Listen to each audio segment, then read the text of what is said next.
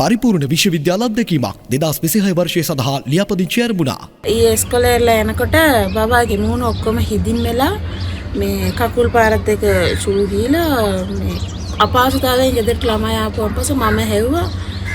ළමයි මොකුත් කිව්වේ නෑ මට ආපු ගමන් මගේ දුව.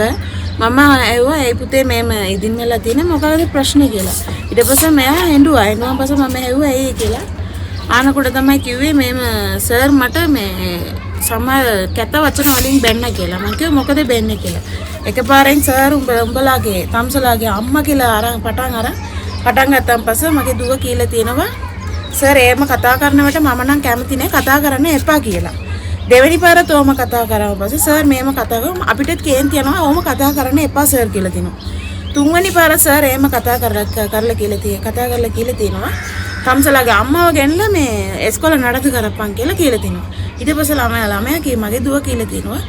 සර් ඕම කියනවා නම් එහෙනම් සර්ලගේ තාත්තවත් ගෙන්නලා ඉස්කෝලේ නඩත්තු කරන්න සර් කියපු ගමන් උඹ කවුද එහෙම කියන්නේ කියලා සර් ළමයාගේ ඔළුව අල්ලලා මේ ටේබල් එකට ගාලා ආයෙතර මූණට ගාලා ආයෙ දෙකට නමලා පිටටත් මේ මුලිමිටෙන් ගාලා උස්ම ගන්න අමාරුතාවයක් ඇවිල්ලා මගේ දුව මේ කකුල පිටින් යූරින් පාස් කරලා තියෙනවා. එතකොට මේ සර් එතනින් මොකුත් වෙන්නේ නැති වගේ ගිහිලා ළමයට ගෙදරට කියන්න එපා කියලාත් කියලා තිනවා. මම ගින් ඉස්කෝලෙන් ආනකොට අරස මාත් එක්කම ගාගෙන තර්ජන කරගෙන එනවා. කරපු වැරද්ද පිළිගන්නෙත් නැහැ. එතනින් මගේ ළමයට ලොකු අසාධාරණයක් වෙලා තියෙනවා. ඊට පස්සේ මම ක්ලාස් ටීචර්ට කතා කරලා අහලා අනිත් ටීචර්ස්ලා ඔක්කොමලා මට මේ විස්තර ගැන කිසිම දෙයක් දන්නේ නැහැ කිව්වා. ඊයේ දවසේ ප්‍රින්සිපල් ටීචරුත් බානුමති කියන ටීචරුත් මේ විස්තර ගැන කිසිම දෙයක් දන්නේ නැහැ කියලා කිව්වා. හැබැයි ක්ලාස් ටීචර් කිව්වා මම විස්තර දෙනවත් කරලා තියෙනවා කියලා. ඒ වුණාට මෙතනින් ඉස්කෝලේ ප්‍රින්සිපල් විජය කුමාර් සර්ටත් මම දෙනුවත් කරාම සර් මම කලාපේ ඉන්නේ එන්න පරක්කු වෙයි කියලා කිව්වා. එතනින් මට සාධාරණයක් වෙන්නේ නැහැ කියලා දැනගත්තාන් පස්සේ තමයි මට අසාධාරණයක් වෙනවා කියලා මටයි මගේ බබාටයි මම නානෝයේ පොලිසියට දෙනුවත් කරා.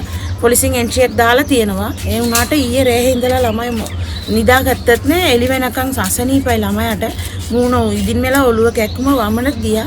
මම දැන් නම් ළමයව දැන් මගේ දුව නොරලි ரோஹலට මම ඇඩ්මිට් කරන්න යනවා. கிருஷ்ணானோர் சார் இருக்காரு. அவர் வந்து நேற்று தான் என்னை ஃபஸ்ட்டாக மோனிட்டராக போட்டாங்க. மோனிட்டராக போட்டு 7ஆம் பத்துக்கு சைன்லாம் வாங்கிட்டு பாடம் பாதியில் போய்கிட்டு இருக்கும்போது தான் நான் வந்தேன். வரும்போது சார் கதவை திறக்கும்போது இந்த அவுத்துட்ட நாய் வருதுன்னு ஏசினாரா. நான் அதை கணக்கு எடுக்கலை. அதுக்கப்புறம் கிளாஸில் வந்து உட்காந்து பாடம் என்னன்னு கேட்டதுக்கு சார் அங்கங்கே ஜோக் அடிச்சுக்கிட்டு இருந்தார். இன்னொரு கேர்ள்கிட்ட போய் அவங்க அப்பா பேர்லாம் கேட்டு பாட்டு படிச்சுக்கிட்டு இருந்தார். அப்புறம் என்கிட்ட வந்து ஜோக் அடிச்சுக்கிட்டு இருந்த வாக்கில் உங்கள் ஆயி அந்த மாதிரிலாம் பேசிக்கிட்டு இருந்தார். நான் சார்கிட்ட சொன்னேன். சார் திரும்ப அதே சொன்னார். சார் இதை கோவம் அப்படி பேசாங்கன்னு சொல்லியும் பேசினார். அதனால நான் சார் அப்பாவை கொண்டாந்து ஸ்கூல் நடத்துங்கன்னு நான் சொன்னேன். அதுக்கப்புறம் சார் பெஞ்சில் இப்படி வச்சு அடிக்கிறாரு. இப்படி முடியை பிடிச்சி பெஞ்சில் அடித்து திரும்பி இப்படி எடுத்து இப்படி அடித்தார். 2-3 தடவை அடிச்சுட்டு இப்படி குப்பரை போட்டு இது குத்துனார். குத்திட்டு இப்படி முதுகில் இப்படி அடிக்கும்போது கண்ணாடி கீழே விழுந்துருச்சு. அந்த கண்ணாடியை எடுத்து போட்டுக்கிட்டு திரும்ப அடிக்கிறார். அதே மாதிரி அவர் அடிக்கும்போது அந்த அழுகும்போது இந்த இப்படி போயிட்டு வரும் அந்த மாதிரி இருந்துச்சு எனக்கு. அப்புறம் காலோட வாஷ்ரூம் போயிட்டேன். அப்புறம் வீட்டுக்கு வந்து ஸ்கூலில் கிளாஸ் டீச்சரை சொன்னோன்னைக்கு கிளாஸ் டீச்சர் போய் கேட்டாங்க. கேட்டதுக்கப்புறம் சார் சொல்லிட்டாரு இது பெருசுப்படுத்த வேணாம் இதை விட்டு தள்ளுங்க சொல்லாங்கன்னு சொல்லிட்டாரு. அப்புறம் வீட்டுக்கு வந்தேன். வீட்டுக்கு வந்ததுக்கப்புறம் அம்மாட்ட நான் சொல்லலை. அப்புறம் தான் கேட்டாங்க ஏன் சொக்ஸெல்லாம் நனைஞ்சிருக்குன்னு. ஆனால் நான் மூஞ்ச காட்டலை. அம்மா அப்புறம் மூஞ்ச பார்த்தோன்னைக்கு கேட்டாங்களா. நான் பயத்தில் சொல்லிட்டேன். சொன்னதுக்கப்புறம் அம்மா ஸ்கூலுக்கு வந்து சார்கிட்ட ஏன் பாபா அந்த மாதிரி அடிச்சிருக்கீங்கன்னு கேட்டோன்னைக்கு சார் வாங்கன்னு ஆஃபீஸ்கிட்ட கூட்டிகிட்டு போயிட்டாங்க. கூட்டிகிட்டு போனோன்னைக்கு அம்மா திரும்பவும் கேட்கவும் சார் அடிக்க பாஞ்சாரா உங்கள் பிள்ளைக்கு படிக்க சொல்லி கொடுங்கன்னு அம்மாவை அடிக்க பாஞ்சாங்க. அப்புறம் இன்னைக்கு நேற்றுக்கான பிரின்சிபல் சார் இல்லாதனால பிரின்சிபலாக பானுமதி டீச்சரை போட்டிருந்தாங்க. சிந்தியா டீச்சர் பானுமதி டீச்சர் இந்த பிரச்சனையை சொல்லிட்டு போயிட்டும் அம்மா வந்து கேட்கும்போது தெரியவே தெரியாதுன்ட்டாங்க. அப்புறம் வீட்டுக்கெல்லாம் வந்தோன்னைக்கு இந்த இதோட வலிக்குது சரியான மாதிரி. தலையெல்லாம் ரொம்ப வலி, கையெல்லாம் வலி, அந்த இன்னும் ஒமிட் வர மாதிரியே இருக்குது உள்ளுக்கு. பாபா ஸ்கூலில் நேற்று முரளிகிருஷ்ணா ஒரு சார் 7ஆம் படத்துக்கு வந்து பிள்ளைகிட்ட தகாமல் பேசிக்கிட்டு இருந்திருக்கிறாரு. அப்போ உங்கள் ஆயி உங்கள் அம்மா அப்படின்லாம் அசிங்கம்மா. அப்போ பிள்ளை சொல்லியிருக்கு, முதல் தடவையே சொல்லியிருக்கு, சார் எனக்கு இப்படி பேசினா பிடிக்காது, பேசாதீங்க அப்படின்னு. பேசினா என்ன செய்வேன்னு கேட்டு திருப்பி அதே வார்த்தையை சொல்லி ஏசியிருக்காரு.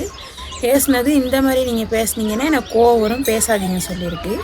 அதுக்கு பிறகு 3ஆவது தடவையும் பேசிட்டு உங்கள் ஆயை கொண்டாந்து ஸ்கூல் நடத்துன்னு சொல்லியிருக்காரு. அதுக்கு இந்த பிள்ளை எனக்கு இப்படி பேசினா இப்போ நீங்களும் கூட வீட்டில் உங்களோட அப்பாவை கொண்டாந்து ஸ்கூல் நடத்துங்கன்னு சொன்னதுக்காக பிள்ளைய தலையை பிடிச்சி பெஞ்சில் அடித்து திருப்பி எடுத்து முகத்தில் குத்தி திருப்பி கீழே பெஞ்சுக்கு சாய்ச்சி முதுகில் குத்தி திருப்பியும் எடுத்து அடித்ததில் அவர் தாக்கியிருக்கார் என் பிள்ளைய.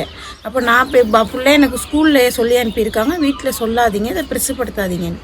இப்போ பிள்ளை வீட்டுக்கு வந்ததும் நான் பிள்ளையோட செய்கையை வச்சு முகம் வீங்கி இருக்குது, கை கால் வலி, உடம்பெல்லாம் வீங்கி இருக்கிறத வச்சு தான் நான் கேட்டேன் என்ன நடந்துச்சின்னு. அப்போ சொன்னிச்சு இப்படி தான் சார் ஏசினார். நான் அப்படி பதில் சொன்னேன், அதுக்கு இப்படி என்னை அடிச்சிட்டாருன்னு. நான் ஸ்கூலுக்கு அப்பயே போனதும் கேட்டதும் இங்கே நான் பேசலைன்னா இப்போ ஆஃபீஸ்கிட்ட வாங்கினா அப்போ ஆஃபீஸ்கிட்ட போயிட்டு நான் கதைக்க போனேன். அப்போ அந்த முரளிகிருஷ்ணாங்கிற சார் என்ன செஞ்சிட்டாரு, அதை நான் அப்படி தான் அடிப்பேன், எனக்கு வேலை அதுதான், நீ ஆக வேண்டியதை பார்த்துக்கடி, நான் அடித்தா என்னடி செய்யப்போகிறோம், உன் பிள்ளைக்கு பேச படித்து குடிதின்னு என்னையவே அடிச்சுக்கிட்டு என்னையே தள்ளிக்கிட்டு வெளியில் வராரு. அப்போ அங்கே இருந்தால் நேற்று நாளுக்கான ஆக்டிங் பிரின்சிபலாக இருந்தாங்க மிஸ்ஸஸ் பானுமதி டீச்சர். அந்த டீச்சரை கேட்டதுக்கு அவங்க ஒன்றுமே தெரியலைன்ட்டாங்க.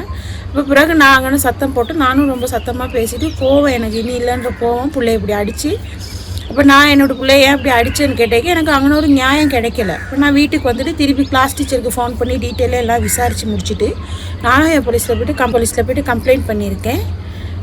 நாளைக்கு திருப்பி பிள்ளைக்கு விடிய தூக்கம்லாம் வருத்தம், ஒமிட் போயிட்டு தலைவலி, முகமெல்லாம் வீங்கி, இன்னும் கையெல்லாம் வருத்தம், மூச்சு இன்னும் எடுக்க கஷ்டமாக இருக்குங்குது. இப்போ நான் நூரலி ஹாஸ்பிட்டலைஸ் பண்ணுறதுக்கு தான் கொண்டு போகிறேன்.